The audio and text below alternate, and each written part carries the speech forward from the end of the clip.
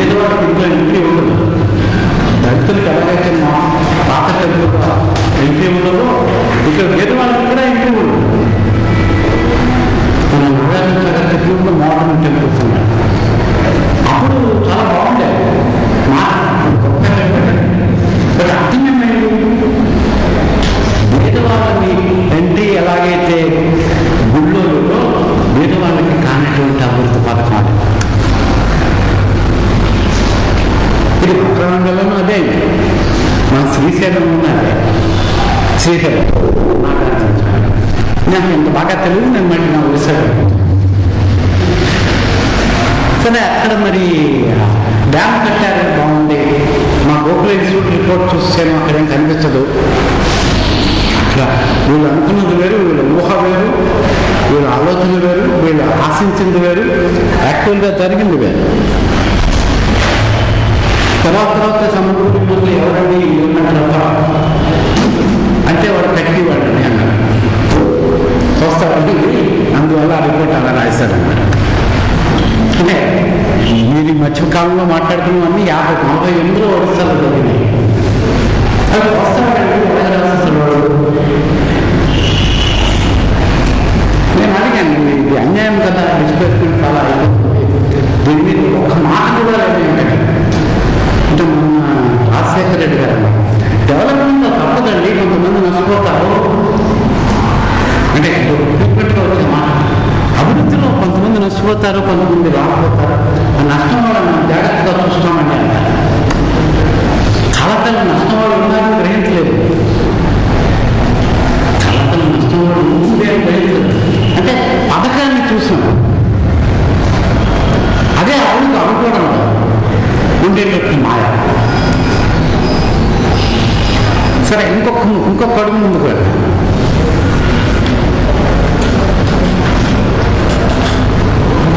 ఈ లోకల steel plant కూడా ఇదే జరిగేది నాకు. సరే, ఈ డ్యామ్ వచ్చి నీళ్ళు వస్తాయి, డ్యామ్ వస్తాయి, అగ్రికల్చర్కి నీళ్ళు వస్తాయి, పంట పాడి పెరుగుతుంది, 3 పంటలు వస్తాయి. కృష్ణా గోదావరి 2 జిల్లాలు వస్తే మనకు తెలుసు. మరి ఇది అభివృద్ధి కాదా? కృష్ణా జిల్లాలో 3 పంటలు వస్తాయి, వృత్తి పంటలు వస్తాయి, బ్యాంకులు వస్తాయి. ఇవన్నీ కూడా ఇది అభివృద్ధిలో భాగమే కదా. మునిపోయి మన సంగతి తర్వాత అంటే నాకు వచ్చిన అనుమానం వచ్చి, నేను ఈ నీళ్ళు వచ్చిన వాడు ఎలా ఉన్నారు అక్కడ వింత. అక్కడ నీళ్ళు వస్తున్న సమయంలో బిట్టు పట్నాయక్ గారు కాకినాడ వచ్చారు. కాకినాడ వచ్చి అక్కడ తూర్పుగోదావరి జిల్లా రైతులతో మేము డ్యామ్ పెడుతున్నాము, మీరు అక్కడికి వచ్చి పొలం చేసుకోండి అంటే ప్రచారం చేశారు. మీరు అందరూ రండి, తెలుగు వాళ్ళు అందరూ బాగా కల్టివేటర్స్, డ్యామ్ ఇరిగేటెడ్ డ్యామ్ పనిచేసే వాళ్ళు చాలామంది ఉన్నారు. మీరందరూ రండి, పంటలు పండించాలి, మా వాళ్ళకి నేల పండించాలి. సరే, అంచేత ఆ డ్యామ్ నీళ్లు అనుభవించే వాళ్ళలో చాలామంది తెలుగువాళ్ళు.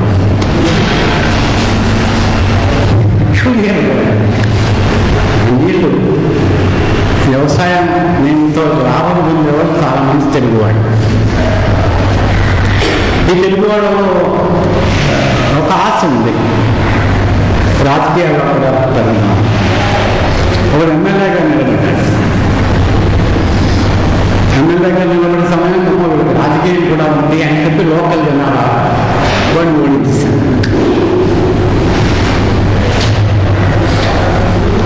బాగుంది. ఇదేమో చిన్న వెంకటేశ్వర స్వామి గుడి ఒకటి పెట్టలేదు. వెంకటేశ్వర స్వామి గుడి పెట్టే ఒరియా వాళ్ళకి వాళ్ళ నేటివ్ గాడ్ ఉన్నాడు, జగన్నాథ్. జగన్నాథుడికి వెంకటేశ్వర స్వామికి ఎక్కడ యుద్ధం వస్తుందో అని భయం వేసి ఆ గుడి కట్టలేదు. అంటే ఎటువంటి విధ్వంసం అవుతుంది. అది ఇలా చివరికి స్కూల్ పెడతాం తెలుగు పిల్లలకని. అదొక ఇంగ్లీష్ మీడియం అయితేనే మేము సబ్మిట్ చేస్తాం అని ఇక్కడ ఒక పిక్యూలియర్ టెన్షన్ వస్తుంది అన్నమాట. అంటే అభివృద్ధి నార్మల్గా సాల్వ్ చేసిన పని ఉంటుంది, అది చేయలేదు. కానీ ప్రతి గ్రామంలోనూ తెలుగు వాళ్ళు 30-40 ఎకరాలు కొనుక్కుని పంటలు చేయడం మొదలుపెట్టారు. కానీ ఎవరి దగ్గర కొంటారు? అక్కడ ఉండే పురుషులు దగ్గర ఉంటారు. అక్కడ ఉండే పురుషులు దగ్గర 30-40 ఎకరాలు ఆయన దగ్గర ఉంటుంది, చిన్నవాడి దగ్గర ఉంటుంది. సో ఇచ్చారు పంట ఎలా పండిస్తారు అని చూసిన తర్వాత ఎలా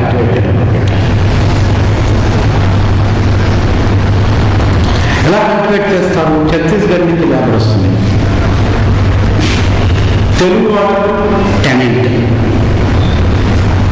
కౌలు అంటే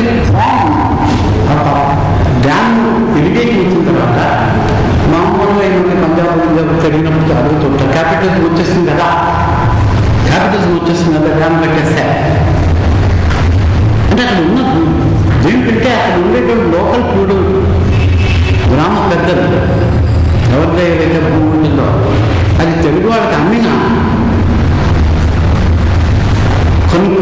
కొద్ది రోజులు పోయిన మళ్ళీ వాళ్ళేసి వ్యవసాయం ఏ ఫామ్లో టెనెన్సీ లేబర్ ఎక్కడి నుంచి వస్తుంది?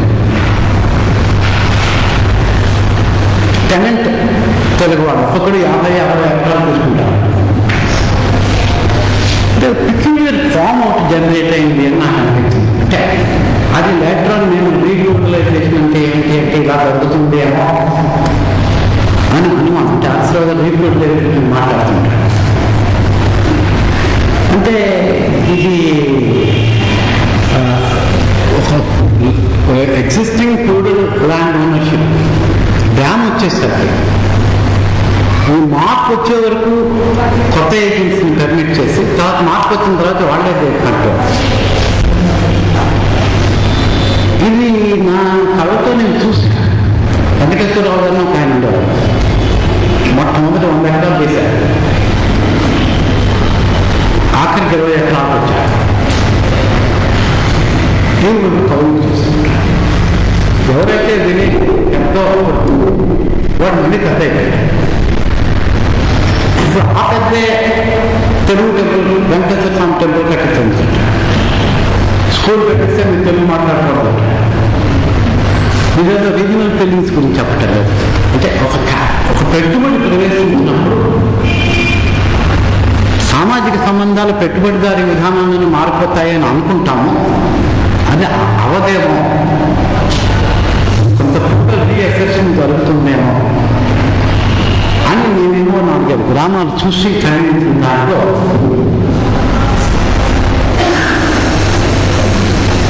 ఆ కాలంలో నా దగ్గరికి అప్పుడప్పుడు కబుర్లు చెప్పడానికి ఇస్తాం. 5 సంవత్సరాలు వస్తుంటారు. వచ్చినప్పుడు ఇది జరిగింది, ఇలా అవుతుంది అంటే మాస్టర్ మీరు మరీ అర్ధవర్ష అర్ధభూస్వామి వాళ్ళండి, పెట్టుబడులు కూడా అదే చూసేస్తున్నారు, మీరు కిట్టింగ్స్ ఇస్తారు ఎందుకు అన్నారు. అంటే యాక్చువల్గా నేనేం కిట్టిస్తాను జరిగింది. నేను అందరికీ ఎందుకు చెప్తున్నానంటే పెట్టుబడి పథకాలు ఉత్పత్తి అభివృద్ధి పథకాన్ని అభివృద్ధికి ఎదుర్కొంటాం. కొద్దిగా సంస్థలు కూడా కొంచెం కన్ఫ్యూజ్ అయిపోయాయి. అదే నేను చెప్తాను, నేను ఇందులో ఏమి డేటా కాబట్టి మీరు కృష్ణా జిల్లాకు వెళ్ళి చూసుకున్నారు. మీరు కృష్ణా జిల్లాకు వెళ్ళి చూసుకుంటే నేను 1950లో కృష్ణా వెస్ట్ గోదావరి చదివాను, 53లో మళ్ళీ 2003లో చూశాను. 53లో ప్రతివాడు పనిచేసేవాడే ఉన్నాడు. 53లో ప్రతివాడు పనిచేసేవాడు, పొలానికి వెళ్ళి పనిచేసేవాడు. నేను చూసిన 10 గ్రామాలు. ఇప్పుడు పనిచేసేవాళ్ళు చాలా ఒక గ్రామంలో 10% కల్టివేటర్స్, 30% అగ్రికల్చర్ లేబర్, టెనెన్సీ అనేది 70% టెనెన్సీ.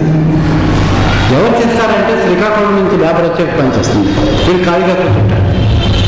అంటే ఒక రిచ్ పెర్సెంట్గా డెవలప్ అయినటువంటి వెస్ట్ గోదావరి, కృష్ణ అంటే 50-60 ప్రాంతాల్లో ఉధృతంగా అగ్రేరియన్ సర్ప్లసెస్ వచ్చినటువంటి కాలంలో ఒక రైజ్ ఆఫ్ రిచ్ పెర్సెంట్ అంటే పెట్టుబడిదారీ విధానం పెరిగింది. అది 2006 వచ్చేసరికి సంబల్పూర్లో నేను చూశాను ఎగ్జాక్ట్గా అదే పరిస్థితి. నేను భీమవరం దగ్గర 2 గ్రామాలు చూశాను, అదే పరిస్థితి. అంటే డేటా బయట నుంచి చూస్తుంటే కృష్ణా గోదావరి ఉభయ గోదావరిలో టోటల్ పాపులేషన్ వర్కర్స్లో 16% కల్టివేటర్స్, 30% అగ్రికల్చర్ లేబర్, 80% టెనెన్సీ. అంటే ఒక ఫామ్ అభివృద్ధి పథకంగా చూసిన క్రమంలో ఈ కాన్సిక్వెన్సెస్ అంతా విధ్వంసం, అంతా ఒక విధ్వంసం. సో ఇంకొక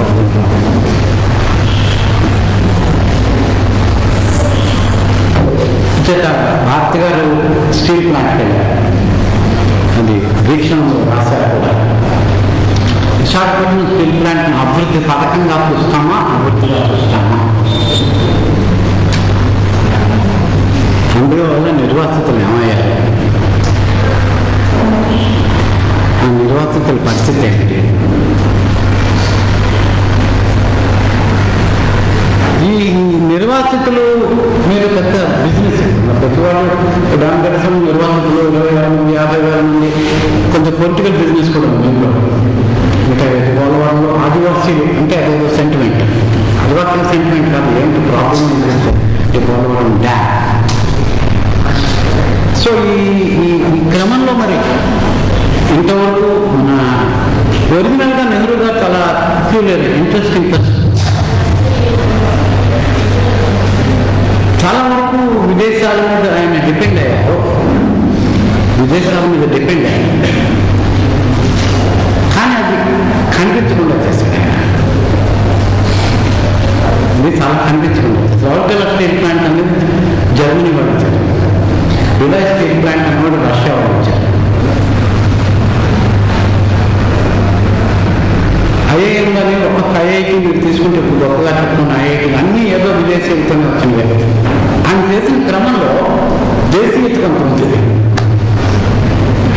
అది చంద్రబాబు నాయుడు టైంకి వచ్చేసరికి వాడి పేరు పెట్టుకోవడం మీరే వచ్చి చేసేయండి అన్నమాట. అంటే అదే మార్పు, మీరే వచ్చేయండి, మైక్రోసాఫ్ట్, బిల్ గేట్స్ వచ్చేయండి, ఇక్కడ పెట్టుకోండి, మీరు 500 ఎకరాలు ఇస్తాం. అంటే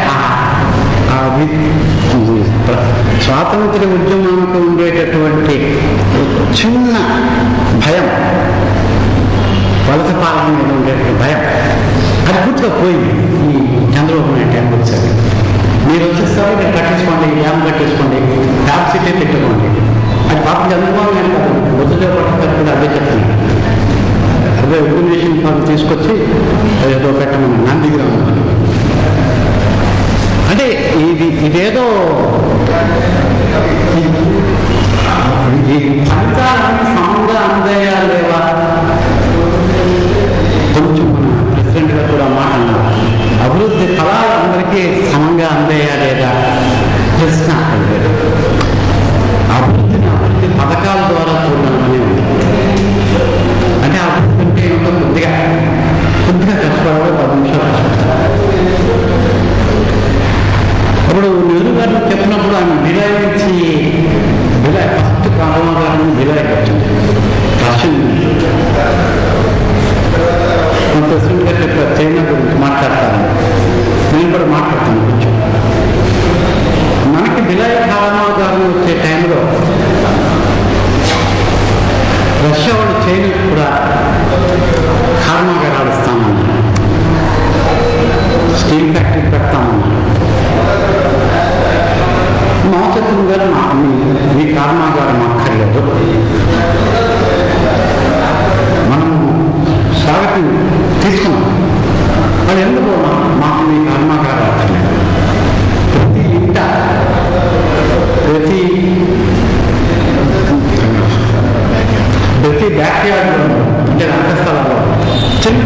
స్టీల్ ఫ్యాక్టరీ పెడతానన్నాడు. అంటే అప్పటికే రష్యా చాలా పెద్ద దేశం, communist party, communist country. China కూడా కమ్యూనిస్ట్ కంట్రీ. సహాయం ఇస్తాను, నేను సహాయాన్ని నాకు వద్దు. చైనాలో చిన్న చిన్న ఫ్యాక్టరీలు ప్రతి ఇంటి వెనకాల మేమే పెట్టుకుంటాం. క్రిటికల్ సోవియట్ ఎకానమీ అందులో ఉంటుంది. అంతకుముందు కూడా రాస్తాం. అంటే ఏమిటి మాసూచనకి నెహ్రూ గారికి తేడా? మనం చేయగలిగింది మనం చేద్దాం, మనం చేయగలిగింది మనం చేద్దాం. చేయగలిగిన దాని దగ్గర నుంచి ముందుకెళ్ళాం. మనకి తెలిసింది మనం తెలుసుకున్నాం, తెలియని దానికి వెళ్దాం. అంటే మాసూచన గ్రేట్నెస్ ఏమైనా ఉన్నది అంటే ignorance and self confidence in him and his people. తన మీద, తన ప్రజల మీద అచంచల విశ్వాసం, తన ప్రజల ఉండే జ్ఞానం మీద అత్యంత విశ్వాసం, తన ప్రజల ఉండే శ్రమశక్తి మీద అత్యంత విశ్వాసం. లేకపోతే 2 గంటల్లో స్టీల్ ఫ్యాక్టరీ కట్టేసేసి దాన్ని మీరు వద్దు, మీరు కావాలి. తేడా చాలా ఉంది. అది ఏ రకంగా తీసుకున్నాం మనకి తెలిసిన దాంతో బిగించారు. ఎలకలు ఎక్కువ ఉన్నాయంటే 2 ఎలకలు అంటారు, దోమ ఎక్కువ ఉంటే 2 దోమలు అంటారు. సో ఇది వేరే అందులో జ్ఞానం పెట్టారు. మనమేమో అక్కడ జ్ఞానం ఉంది కాబట్టి మనం తీసుకుందాము అనేటటువంటి ఇండియా, భారతదేశం. దీనికి పాలిటిక్స్ ఉన్నాయి, కల్చర్ చాలా. అంతేత ఒక ఆయుర్వేదం కూడా చాలా కాలం మనం పాపులరైజ్ చేద్దాం అనుకుంటున్నాం. కానీ అక్యుపంచర్ అనేది తను నమ్మింది. అనస్థీషియాకి ఈక్వలెంట్గా తీసుకెళ్ళగలిగినటువంటి స్తోమత దగ్గర మాసూత్వం ఏం చేయాలి. వాళ్ళు అభివృద్ధిని కింద చూశారు, మనం అభివృద్ధిని పథకాల కింద చూసాం. పథకాల కింద చూసాం. అంటే ఇంతకీ అభివృద్ధి అంటే ఎలా చెప్తాం అంటే చెప్తాను. ఒక ప్రశ్న సమాధానం అదే ప్రశ్న అలా వస్తూ ఉంటే అంటే రూపంలోంచే చూస్తున్నాం కాబట్టి ఎక్కడో సారానికి వెళ్ళాల్సి వస్తుంది. లేకపోతే ఇంకో డ్యామ్ పెడుతూ ఉంటారు, మళ్ళీ మనం అంటాము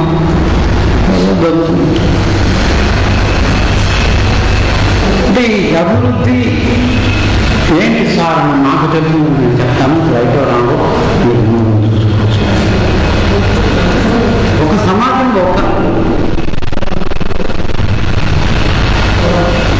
ఒక వ్యవస్థ నుంచి మరో వ్యవస్థకు వెళ్ళడం ఉండదు. ఫ్యూడల్ సమాజం నుంచి క్యాపిటలిస్ట్ సమాజం అవచ్చు, క్యాపిటలిస్ట్ సమాజం నుంచి సోషలిస్ట్ సమాజం అవచ్చు. ఇక్కడి నుంచి అక్కడ సోషల్ ట్రాన్స్ఫర్మేషన్ అంటారు. ఇంకా మామూలుగా ఏమి పాలిటిక్స్ లేకుండా మాట్లాడాలంటే ట్రెడిషన్ నుంచి మోడర్న్ నుంచి పాలిటిక్స్ అంటే ఫ్యూడల్ నుంచి క్యాపిటలిజం అనంటే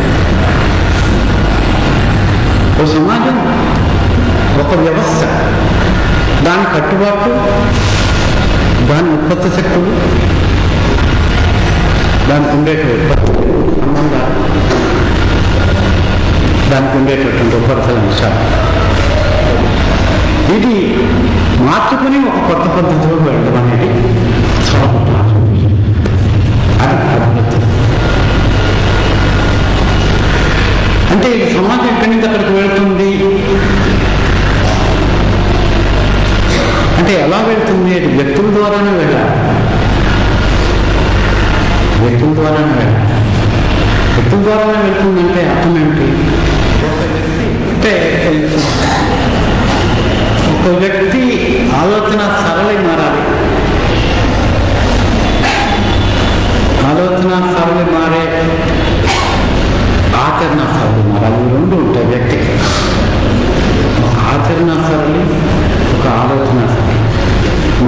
మంచిగా నాకు బేసు సూపర్ స్ట్రక్చర్ ఇవన్నీ మీద చాలా నమ్మకం ఉంది. అలాగే ఆలోచన ఆచరణ ఒక సమన్వయం ఉంటుంది. ఒక మనిషి అభివృద్ధి అయ్యాడు అంటే ఈ ఆచరణ మార్పు ఆలోచన మార్పుకి సమన్వయం. ఒక కొత్త ఆచరణ కొత్త ఆలోచన ప్రేరేపించాలి. ఒక కొత్త ఆలోచన మళ్ళీ కొత్త ఆచరణ ప్రేరేపించాలి. ఒక సైకిల్. ఆలోచన లేకుండా ఆచరణ లేదు. ఆలోచన కూడా ఆలోచన కొంతవరకు అభివృద్ధి రాశాను. ఆచరణ ఈ సమన్వయం లేకపోతే ఆ వ్యక్తి ఎక్కడో త్రిశంకులో ఉండిపోయినట్టే. సో ఆలోచన ఆచరణ, కొత్త ఆలోచన కొత్త ఆచరణ, ఇది సీక్వెన్స్. ఇది వ్యక్తుల్లో వచ్చే వరకు మనం ఆ సమాజం డెవలప్మెంట్ ఏం చెప్పడం కష్టం. ఐ థింక్ బొంతలకోడు మీద భారతి గారు వ్యాసం రాశారు. అక్కడ ఎస్సీ కాలనీ, ఆవిడ 2 ఎస్సీ కాలనీలు చూశారు. ఒక ఎస్సీ కాలనీలో గవర్నమెంట్ ఎప్పుడు మాకు ఏమిస్తుంది అని చూస్తూ కూర్చుంటారు.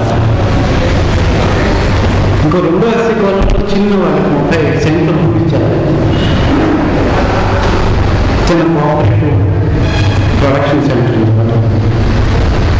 ఇప్పుడు వీళ్ళతో మాట్లాడినప్పుడు వాళ్ళతో మాట్లాడినప్పుడు వీళ్ళు మాకు గవర్నమెంట్ ఇవ్వట్లేదు, వీళ్ళు మాకు గవర్నమెంట్ ఇవ్వట్లేదట. మధ్యకాలంలో ఎవరో ఛత్తీస్గఢ్ నుంచి వచ్చి ఏమిటయ్యా చూసావు మూమెంట్ అని అడిగితే వాళ్ళు ఏమి గవర్నమెంట్ నుంచి ఏం అడగట్లేదండి, వాళ్ళే చేసుకుంటాం అంటున్నారు. మిగిలిన చోట్ల తేడా ఏంటంటే వాళ్ళు సెక్యూరిటీ గవర్నమెంట్ ఉన్నారండి. ప్రభుత్వం ఏం చేస్తుంది మాకు, ప్రభుత్వం ఏం ఇస్తుంది మాకు అని అడుగుతారు. ఈ మూమెంట్ ఏరియాలో తయారు చేసినప్పుడు ప్రశ్న మేము చేసుకుంటామండి, మీరు మమ్మల్ని అడ్డకు రాకుండా చూపించాలి.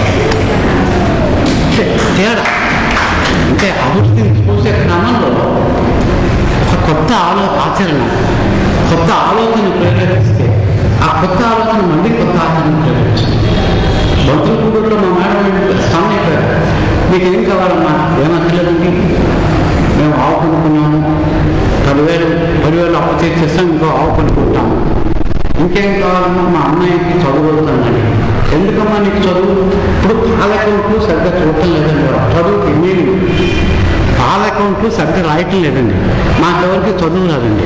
అంటే ఆ స్కూల్లో మేము చదివించుకుంటాము, టీచర్ని పెట్టేసి ఆ లెక్కలు వేసేస్తాం. అంటే ఇది మనసులు కాపాడంలోనే అక్కడ మూమెంట్ ఏం లేదనుకోండి, అది వేరే విషయం. అంటే కొత్త ఆలోచన కొత్త ఆచరణ మనం ప్రవేశపెడితే దాంట్లో కొన్ని కొత్త ఆలోచనలు వస్తాయి. ఆ కొత్త ఆలోచన నుంచి కొత్త ఆచరణ వస్తుంది. అంటే ఈ మార్క్సాన్ని పక్కన పెట్టిన ఒక కొత్త ఆచరణ లేకుండా ఉంటే ఆ మనిషి అలాగే స్తబ్ద అయిపోతాడు. నాకు ఆలోచన ఉండదు.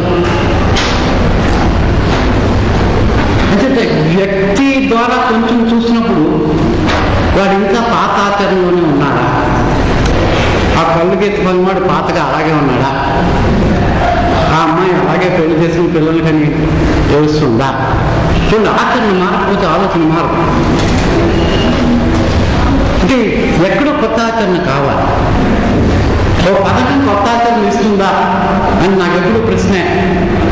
హిరాకుడ్ డ్యామ్ కట్టిన తర్వాత ఇన్ని లాభాలు అన్నీ ఉన్న తర్వాత ఒక 40 కిలోమీటర్ల దూరంలో మరో డ్యామ్ కట్టే మళ్ళీ యాజిటేషన్. కృష్ణా గోదావరి జిల్లాలో అంత బాగా పంటలు పండుతాయి, డెవలప్మెంట్ అవ్వాలంటే పోలవరం ప్రాజెక్ట్ ఎందుకు ప్రోత్సహిస్తారు? చేయాల్సిన పని లేదు. కొత్త ఆలోచన ప్రేరేపించట్లేదు.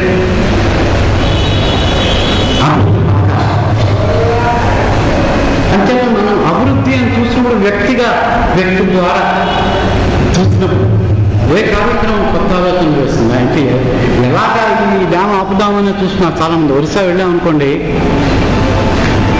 హీరాకుడ్ డ్యామ్, రంగారెడ్డి డ్యామ్, అప్పదంద్రావతి, బాల్కో,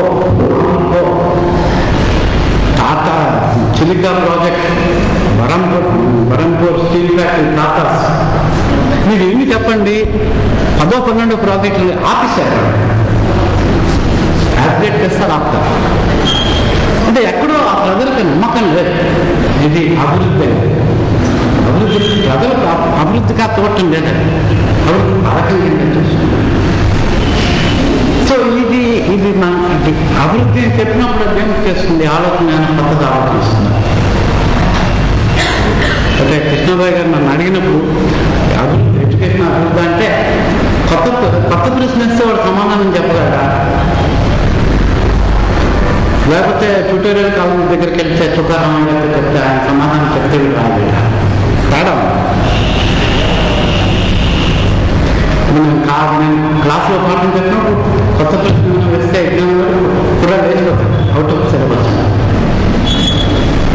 అంటే ఎక్కడో ఈ కొత్త ఆలోచన, కొత్త ఆచరణ పుట్టించేటటువంటి క్రమం అభివృద్ధికి మూలం.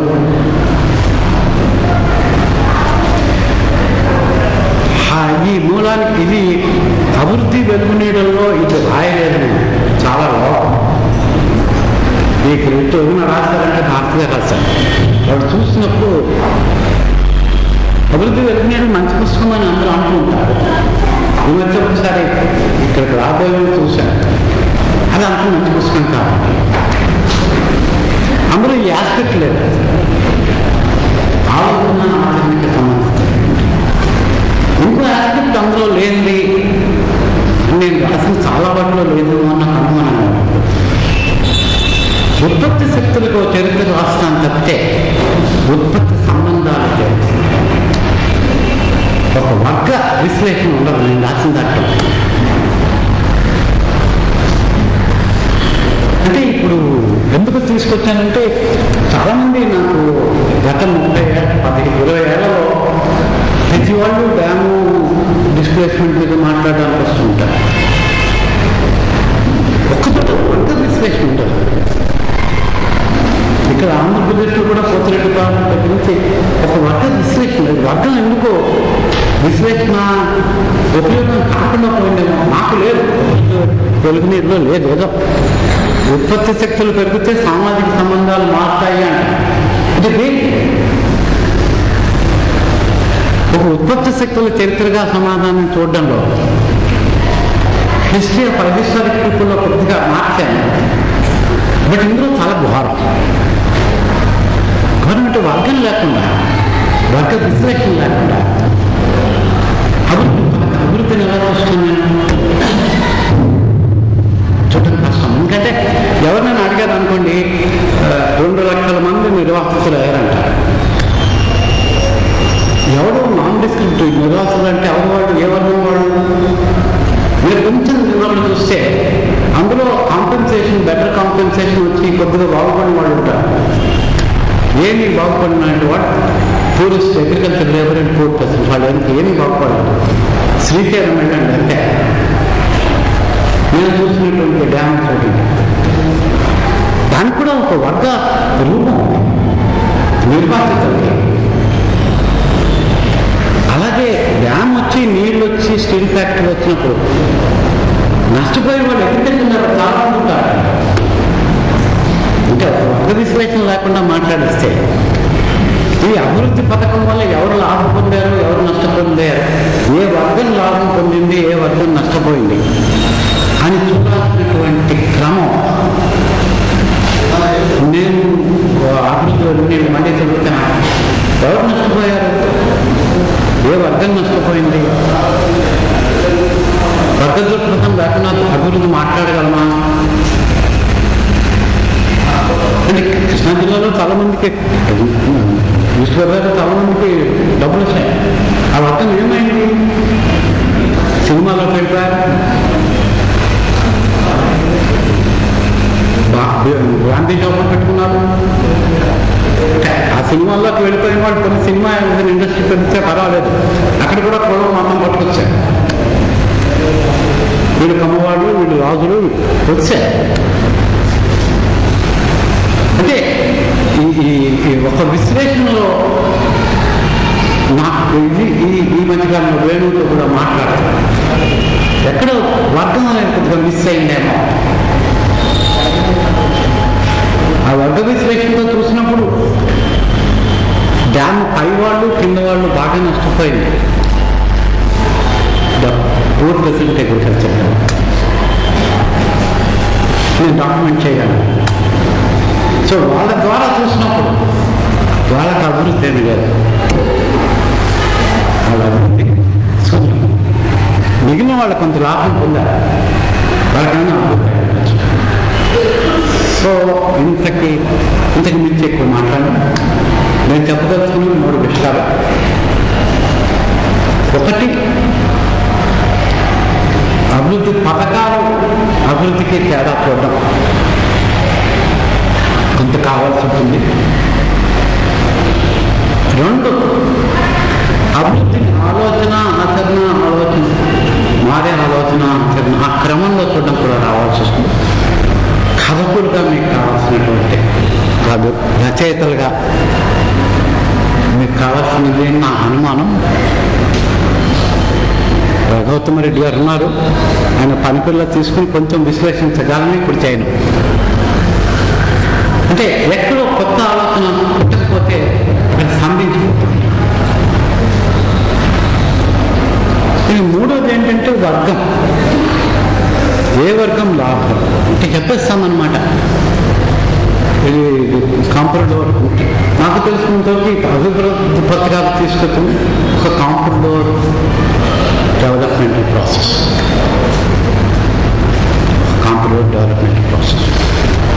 అది ఐటీ సెక్టర్, శ్రీశైలం డ్యామ్ నుంచి ఐటీ సెక్టర్ వరకు ఒక కాంపౌండర్ డెవలప్మెంట్ అనేది ముందుకు తీసుకొచ్చింది. అది మీకు అభివృద్ధి పథకాల మీద కాకుండా అభివృద్ధి మీద చర్చిస్తే నేను కొంచెం కష్టపడ్డాను అని అనుకున్నాను. Thank you.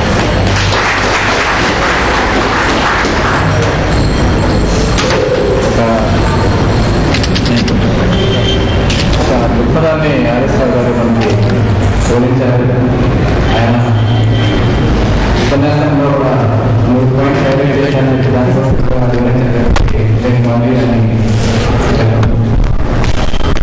అయితే మనం ఆయన చెప్పినట్టుగా అది అందరూ ఎవరైనా కూడా అడ్మినిస్ట్రేషన్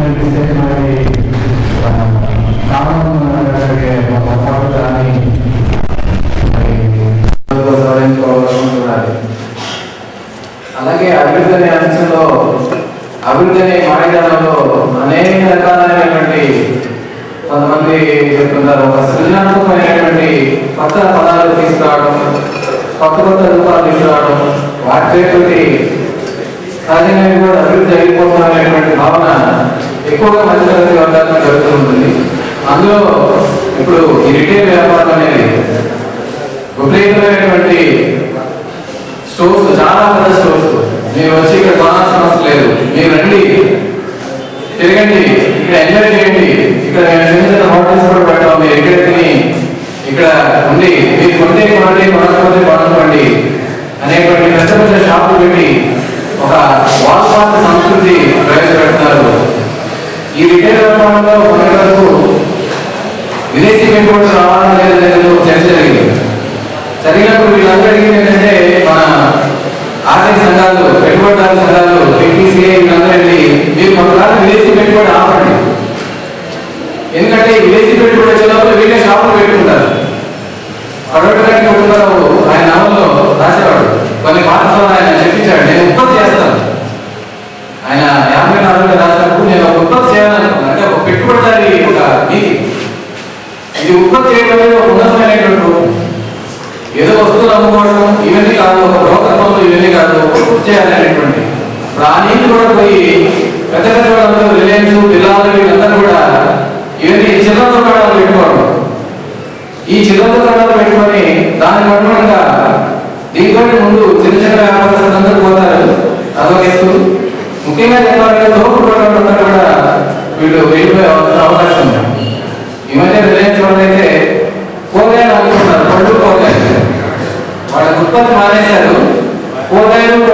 కూడా అనుకుంటున్నారు వాళ్ళు. దానికి ఒక రిలయన్స్ ఫ్రెష్ అని పేరు పెట్టి ఇలాంటివి ముందు ఇంకా విస్తరించి ఇది ఇంకా కూడా విదేశాల్లో మాదిరిగా కొన్ని అభివృద్ధి చెందిన దేశాల్లో లాగా ఇప్పుడు ఇండియాలో కూడా అది ఒక వేవ్ లాగా ఆచరించే అవకాశం ఉంది. దానివల్ల చాలా నష్టం ఉంది.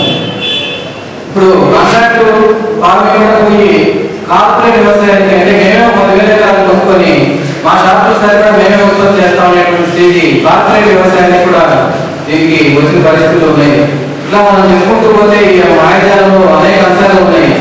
అయితే ఏ విధంగా కూడా ఒక స్వల్పత అనేది మనం ఉంచుకొని ఒక వర్గ విశ్లేషించుకొని మనం ఏం చేసినా కూడా మనం ఒక సరైన దారిలో ఉండాలనేది ఉపయోగపడుతూ ఈ అవకాశం ధన్యవాదాలు.